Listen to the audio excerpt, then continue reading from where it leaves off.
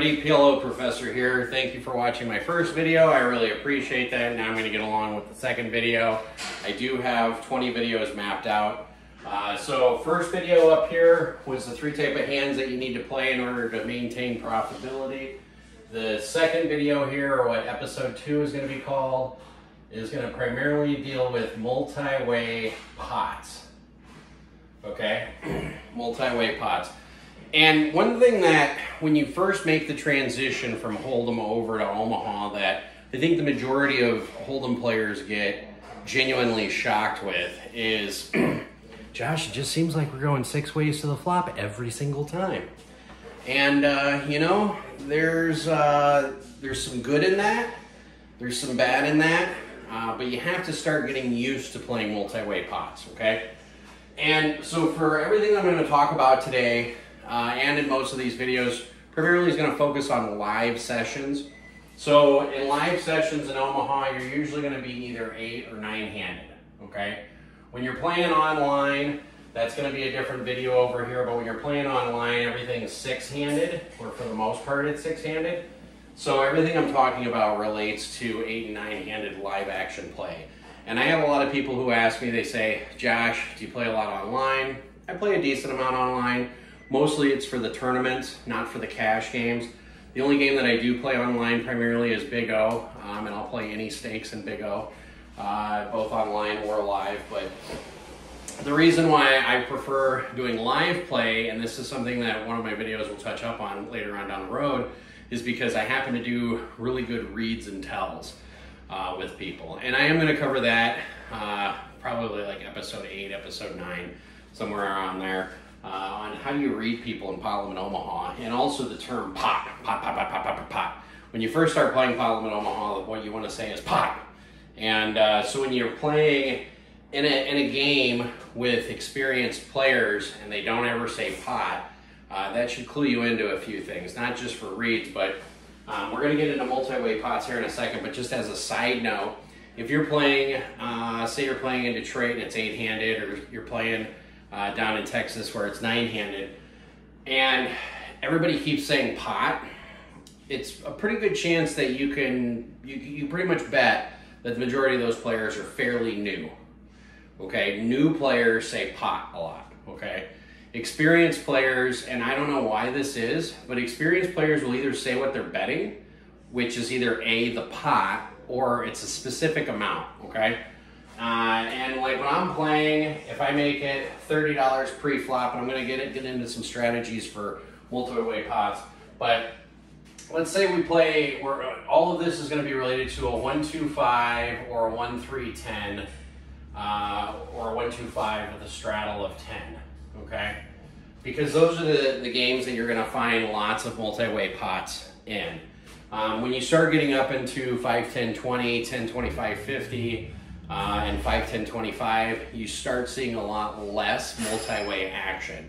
You start seeing a lot of heads-up action, maybe 3 to the flop. You start seeing people respect 3 bets a lot more because, and for example, a 5-10-25 game where most of the time you can just open for 100. You know, if you open for 100 and somebody 3 bets to 300, all of a sudden the people who were thinking about calling 100, they're like, well, it's $300 now, I'm going to start folding a lot more hands, okay? So when I talk about multi-way pots, which is what this episode is about, this is episode number 2, and I'm going to put up here multi-way pots.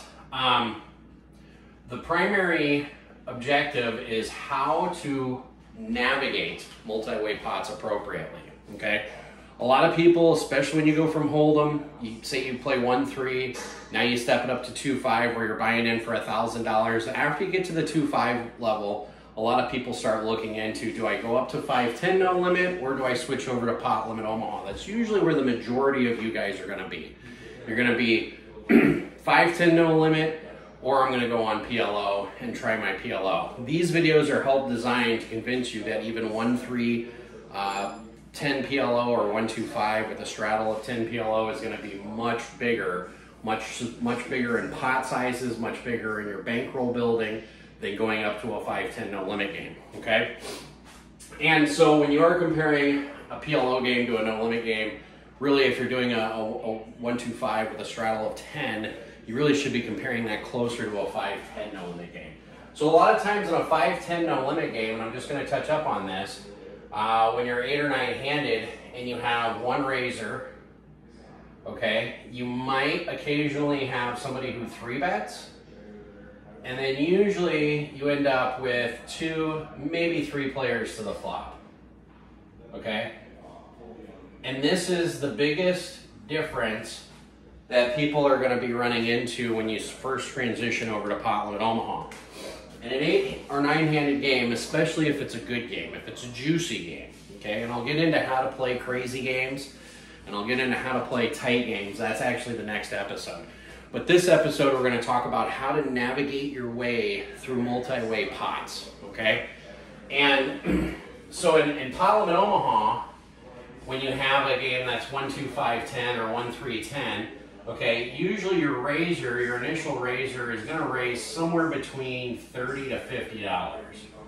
Okay, obviously if it's a 1-3-10, the most they can bring it in for is 35 bucks if they're first to act, but if you have 1 or 2 limpers, then somebody will raise behind. And then what either happens is you have a ton of callers, okay, because most people are not following the 3-hand principle. If you follow the 3-hand principle of pocket 9s or better, a suited ace, or a rundown hand, the most you should ever get to on the flop is 3 players, okay? If you follow the button principle, the most you should get is 4 players. And I'll get into the button principle again down the road. But yeah, so you have a raise of $30 to $50 and you have a ton of callers. So what does that mean? You have 5 to 6-way action, okay? And this is gonna be pretty standard when you're first starting out playing pot limit Omaha. Keep in mind, 1-3-10 or 1-2-5 pot limit Omaha is the lowest stakes pot limit Omaha. Remember back in the day when you first started playing 1-2 no limit hold'em with a $200 buy-in, and everybody limped. Everybody wanted to see the flop. Everybody wanted to see if they could just flop the nuts or flop a set and go hog wild. It's very similar to pot limit Omaha. Again, 1-3-10, 1-2-5 with a straddle of 10. You're gonna have people who are limping, people who want to see the flop because they're trying to get to the nuts, okay? So that's really common. First of all, in multi-way pots, if you're applying the 3-hand principle, your equity is always going to be more than your opponent's. And I'm going to stress equity, equity, equity, equity, okay? Because there's really, if you're involved in a pot, and it's okay to be involved, say we have a 5-way action, okay? It's okay to be involved in a 5-way pot all the time, as long as your equity is what? What was that in the back? At least 20%. Okay, but PLO professor, how do I make sure my equity has 20% or greater? That's an excellent question, John in the back. Well, if you play the 3-hand principle, which is 9-9-XX, suited ace, okay, and a rundown, ooh, I'm losing it here. So if you play one of those 3 hands, I'm going to put that, I'm going to erase this over here since you know what the names of the episodes are. If you play, again, 9-9-XX, a suited ace, or a rundown, before the flop, okay, before the flop, you should always have at least 20% equity. Always, okay? You can go and you can watch some PLO streams, like at the bike, or some of the European streams, and you'll see they get it in 4 ways, 5 ways going to the flop, or 3 ways going to the flop, sometimes 6 ways going to the flop. Look at who has the most equity. Anybody who's applying one of these 3 is generally going to have 20%. But PLO professor, that doesn't make any sense. What if somebody has 9-9 deuce 4? Okay, that's a good question. First of all, and these are going to go into some numbers, and they aren't exact numbers, okay? These are rough figures that you can use that even if you're bad at math, you can figure out, okay? Bad at math, figure out. But first of all, one of these 3 hands, you're generally always going to have 20% or more equity going into the flop. After the flop, your equity completely changed. After the flop, I mean, if you've got 9-9 deuce 4, which isn't a hand I'm going to get crazy about, but if you're in position, I'm definitely going to see a flop. But if you have 9-9 deuce 4 and the flop comes, you know, 10 jack queen, you have blockers, and we'll get into that later. But you don't have 20% equity any longer. I'm talking about pre-flop. Because anytime you put your money in the pot with more equity than your opponents, you're always going to acquire money. So if you go 5 ways to the flop and you have 25% equity, that means over the long haul, you're making 5% of what you put into the pot, plus 5%. You're always going to have more equity. So if it's $30 or $20 5-way action, there's $100 in the pot, and you have 25% equity, and it only costs you $20 to get there, that means you should acquire $25 back. That's what I mean when I say equity. How much of that pot is equitable to what you put in? So keep that in mind. But yeah, so when we go 5 ways to the flop, and you apply these 3 principles, you're always going to have at least 20% equity. And so let's take the example of 9-9 deuce 4. Not exactly a great hand. Ace 3-5 comes up, of course, you're going to be happy. 9 deuce 4 comes up, you're going to be happy. I'd be happy with 9-3-5. But so let's just apply 9-9-XX. Okay, how often are you going to flop a set? What was that, Tommy? Tommy in the back. Good job. 1 out of every 7.5 times you will flop a set. Okay? And this is just rough estimations, okay? I am a little bit of a math prodigy. I don't want to give you the exact decimal number, especially since I'm posting this on the internet, because some people are going, no, it's actually 1 point whatever. I don't care. If you're bad with math, you should know about 1 out of 7, 1 out of 8 times you're going to flop a set, okay? And so what that means when we start talking about multi-way pots is if it's $20 to call to go to the flop and there's $100 in the pot, okay?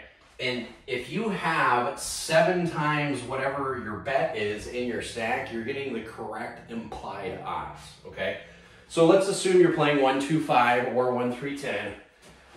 Usually those buy-ins are $500 to $1,000, somewhere around there. And of course, when you're playing pot limit Omaha, it's really important that you buy in for the max, not for the minimum, for a lot of different reasons. And so you can apply pressure on the turn and on the river. Because if you can't apply pressure after the flop, you're going to find yourself in a lot of all-in situations where you might have 20% equity, but Bob over here has 20% equity, Jill over here's got 25% equity, and Tom over here, has a killing 30% equity. You're going to find yourself in a lot of those situations where if you do a min buy-in where it's like $100 or $300 and you're just ramming and jamming, you're not giving your opponent any fold equity. And what that means is the pot gets so big, okay, that the pot might be $600 and your bet's $100, and the guy's like, well, I only got to get there 1 out of 7 times to be right, and they're right. Now, if the pot's $600 and you bet $500, then they start folding some of their draws, or hopefully they don't, because that's what you want, because you're maximizing your equity. But again, so 1 out of 7.5 times you're going to flop a set. So if you buy, say your initial buy-in is $500, okay. If your initial buy-in is $500 and you're going to flop a set 1 out of 7 times, that means you can call a pre-flop raise like up to about $75, okay? So even if there's a bet and a 3-bet, say the initial raiser opens to 30, okay, and then the guy right behind him opens to 75. That's not a pot size bet, that's just a little juicer, what I like to call a juicer. Okay, if you've got 500 in your stack, you can make that call and be profitable in the long run, okay? Because again, your hand is going to have good equity, and also you're going to flop a set 1 out of 7.5 times, give or take a little bit. Now, what does that mean if you have a hand like 9-9-4-4? Okay, be wary, okay? Again, we don't like playing small pocket pairs. But if you do have 9-9-4-4, that means you're going to flop a set 1 out of 3 and 3.75 times, 1 out of 3.5 times. But keep in mind, the reason why you play pocket 9s or higher is because you can flop the top set. Okay? 4s, sure, you can flop the top set. It could be deuce 3-4, but it's really unlikely. And not only that, but it's still not the nuts. So you can flop top set and have it be the nuts. So if you do have hands where you have 2 pairs in your hand and you have like Jack, Jack, Queen, Queen, that's a really good hand. You're going to flop a set about 1 out of 3.5 times. So your equity there, your implied equity, is pretty darn good in a situation like that. But So, PLO professor, how are we navigating our way through multi-way pots? First of all, when you first start off, you're going to do the same thing you did in 1-2 and 1-3 no limit hold'em. You're going to call a lot. You're not going to 3-bet a lot. And these videos are designed to teach you that you need to be comfortable with 3-betting on certain hands. They don't always have to be aces. I'll get into how to play pocket aces. That's a whole episode. But navigating your way through multi-way pots, the most important thing to remember is equity. There's going to be times where your whole stack goes in, you have the right call, you've made the right moves, and you lose, and that's okay, because if you have the right equity, you're playing it appropriately, okay? You have to be okay with that. Usually for Parliament Omaha games, I bring in enough for 3 bullets, whatever game I'm playing, okay? So if I'm playing 1-3-10 in Detroit, I'm always going to have $3,000 on me. So that way I can buy in for 1,000 if I'm playing really well and I get sucked out on. Buy in for another 1,000 if that happens. Usually by the 3rd bullet, it'll all balance out and then you can start building your stack back up, etc., etc. It's really rare though that I get to my 3rd bullet. 3rd bullet usually applies a lot more in higher stakes and in big O. And there's reasons for that.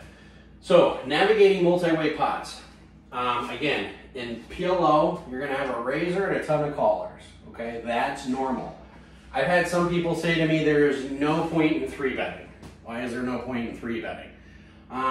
There's always a point in 3-betting. Again, if you have higher equity than your opponents, it always makes sense to 3-bet. But I had one of my acquaintances says, yeah, the initial raiser is $30, and then instead of having a ton of callers, somebody 3-bets. You know, and say they 3-bet to 100, okay, which is pretty common, which is like a pot size bet, or they'll 3-bet to 120. And he's like, instead of getting 5 or 6 callers, we're still getting 4 to 5 callers. This just seems like too much gambling, okay? And there's a little bit of validity to that, but again, if you go back to the equity, it doesn't matter. If there's 4 callers and your hand has at least 25% equity before the flop, you're playing it appropriately. When we go from 20 to 25, that's when you start going from like pocket 9s to pocket pairs that are connected, like 9-9-10 jack or 10-10 queen king, a pocket pair that also has part of a rundown in it. Then you're starting to get up into the higher 25% equity. If you're curious what has the greatest equity in the game, it's a little bit of a debate. It's ace-ace, king-king double suited. Or you could also say it's ace-ace 10 jack double suited, because the 10 and the jack can make a straight on the bottom end and all the way up to Broadway. But aces will generally have, on a 8 or 9 handed person table, you're always going to have 30% equity if they're double suited. If they're single suited, you can have as little as like 25%. But aces, the reason why you see people go nuts with aces is because it generally has 25% equity. So even if they're the person who 3-bets to 100, they don't mind getting 4 callers. When I have pocket aces, I have a few rules regarding pocket aces in Parliament Omaha, and again, that's a whole different episode. That's an episode I'm going to cover soon. But pocket aces, I don't mind 3-betting. I don't mind 4-betting if I can get enough of my stack in, and I certainly don't mind 5-betting.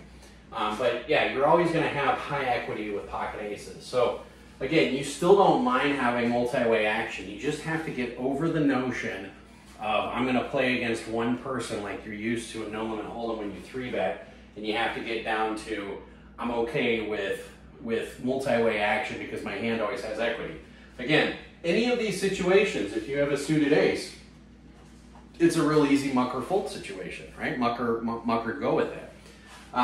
For example, say you have ace 7 of both spades, and then say you have a hand like 10 jack, one's a club, one's a heart, okay? And for example, the flop comes 8 of spades, 2 of spades, and it doesn't even matter. Say a king of clubs, okay? On this flop right here, because you only have 2 of the spades, there's only 2 spades left in the deck, again, you have how many outs? 9 outs, okay? And how are you calculating equity in a multi-way pot? This is, again, not exact, but it's close enough to where if you're bad with math, you can figure this out pretty easy. Whatever you have on the flop, however many outs you have to the nuts, okay? To the nuts. That's important. not how many outs you have, but outs you have to the nuts. You multiply that by 4, and then that's generally your percentage, okay? So if you have 9 outs, you're gonna get there 36% of the time, okay? Or if you wanna make it easier, you can say 1 out of 3. The reason why Pot Limit Omaha has such big pots is because even if there's $400 in the pot and somebody bets pot and they bet $400, you're calling 400 to win 800. You're getting 2 to 1 on your money automatically all the time. It's the most they can bet. Somebody bets pot and you get somebody who calls, you're even getting better odds. In some situations, like if you have the nut flush draw and somebody bets pot here and you got a 36% chance to win, well, you know the most you can get is, if there's 3 ways in there, is 33% of the total pot plus what's in the pot. That's a situation where you just might want to rip it all in. Because if both people call, whether you win or you lose, you're playing it appropriately, okay? So again, this is a situation, a suited ace, it's super easy. If the flop comes, you know, king, king, 9 with no spades, king, king, 9, and it's a rainbow, easy. Just get rid of it. Okay, get rid of the hand. Unless you're on the button. Again, that's a whole completely different episode, and it checks to you.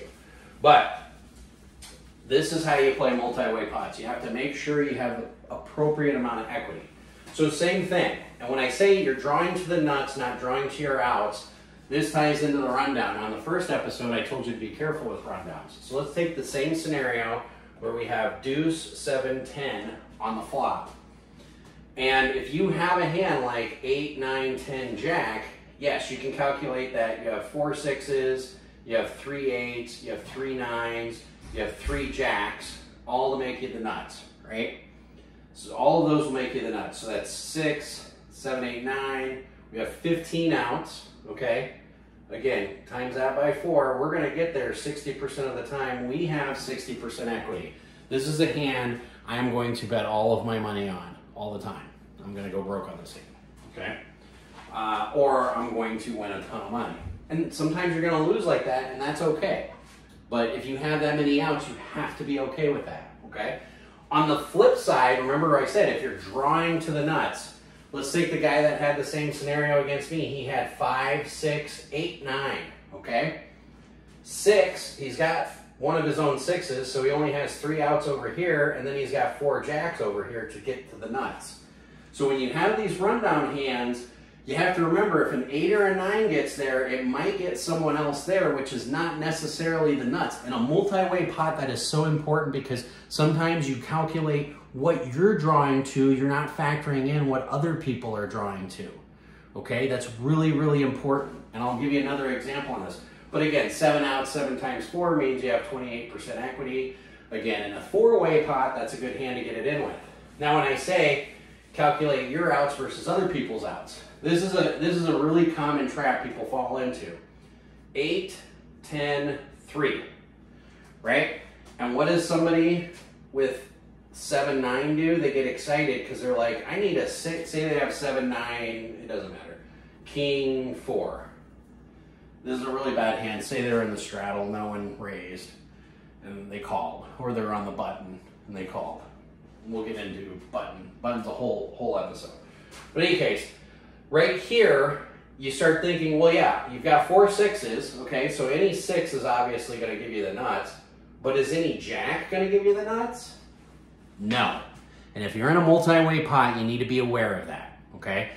One of the biggest ways you'll lose a lot of money in Pot Limit Omaha, not finding your fold when you flop middle set, and drawing to a straight, which you might think is good, and then it gives somebody else a bigger straight. So rundowns, those are the hands that you just gotta watch out for. Because if a jack comes up, all of a sudden 9 queen is the nuts, okay? So that's something you gotta watch out for. I appreciate you guys tuning in. Hopefully this helps you guys with how to navigate your way through multi-way pots. Again, it's all about equity. That's something that I can certainly talk to with no limit players that they clearly understand. So when you're getting involved in multi-way pots, just try thinking back, what's your equity to draw to the nuts, okay? Draw to the nuts. Omaha's a game where you want to draw to the nuts. That's Omaha basic level 1. We'll get into other stuff down the road. But again, thank you guys. Please like, comment, share, subscribe. I appreciate it all. And I'll be putting up episode 3 probably in a week or so. As always, play smart and run like a god.